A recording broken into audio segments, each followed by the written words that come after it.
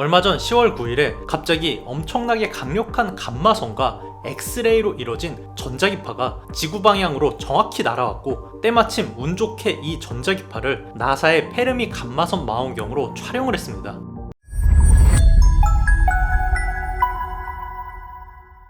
우주에서는 항성들의 다양한 활동으로 전자기파가 발생하고 지구로 날아오고 있습니다.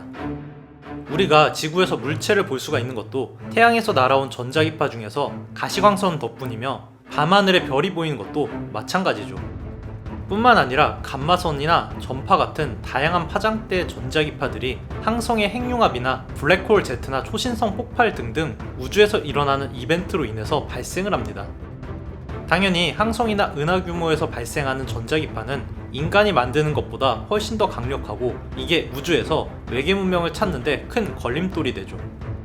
우주에서 외계 문명을 찾으려면 인위적으로 만든 전자기파를 찾아야 하는데, 장거리 통신에서 유리한 전파도 항성의 활동으로 만들어지기 때문에 이러한 전파를 찾는 건 태양광 앞에서 터지는 핸드폰 플래시를 찾는 것보다도 어렵습니다. 때문에 전파 망원경이나 페르미 감마선 망원경 등을 이용해서 우주에서 날아오는 전자기파들을 확인하고, 이 패턴에 따라 어떤 이벤트로 만들어진 전자기파인지 알 수가 있습니다. 초신성 폭발이나 항성 충돌 같은 이벤트는 패턴만 봐도 한 번에 알 수가 있고, 매일 들어오는 무수한 데이터에서 새로운 패턴의 전자기파가 감지될 가능성이 이제는 높지 않다고 생각하고 있었습니다. 지금까지는 말이죠. 얼마 전 10월 9일에 갑자기 엄청나게 강력한 감마선과 엑스레이로 이뤄진 전자기파가 지구 방향으로 정확히 날아왔고, 때마침 운 좋게 이 전자기파를 나사의 페르미 감마선 망원경으로 촬영을 했습니다. 운 좋게 촬영이 된 이 영상을 보면 알겠지만, 우주의 빈 공간에서 갑자기 말 그대로 폭발적인 전자기파가 생성이 되었고, 순간적인 에너지량은 항성 수천억 개를 지닌 은하 1개분의 에너지량과 맞먹었습니다. 궁수자리 방향에서 감지가 된 이 전자기파는 분석 결과 우리 은하에서 훨씬 더 멀리 떨어진 약 19억 광년 거리에서 발생했다는 것이 알려졌는데요. 무려 19억 광년 거리에서 발생을 했는데도 이렇게 망원경에 선명히 포착이 된 이 현상에 대해 천문학자들은 당황할 수밖에 없었습니다.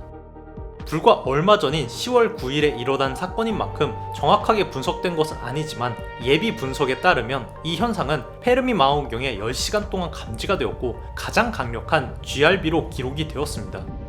GRB는 감마선 레이 버스트의 약자로 우리말로 하면 감마선 폭발인데, 현재까지 알려진 GRB의 원인으로는 거대한 초신성 폭발이나 중성자별 충돌 같은 상상을 초월한 우주적 이벤트에서 만들어진다고 보고 있습니다.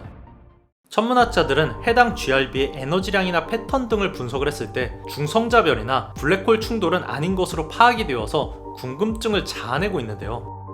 현재 가장 가능성이 높은 것이 이번 10월 9일에 있었던 GRB는 바로 블랙홀이 탄생하면서 생긴 에너지라는 것입니다.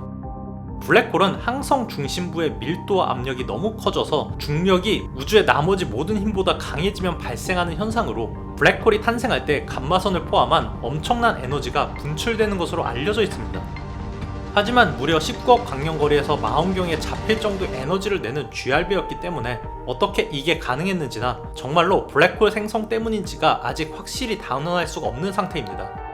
물론 이 덕분에 GRB에 대한 데이터를 가장 많이 얻을 수가 있었으며, 나사의 보고서에 따르면 앞으로 수십 년 동안 우리는 이것보다 강한 GRB를 관측하기 힘들 것이라고 할 정도죠.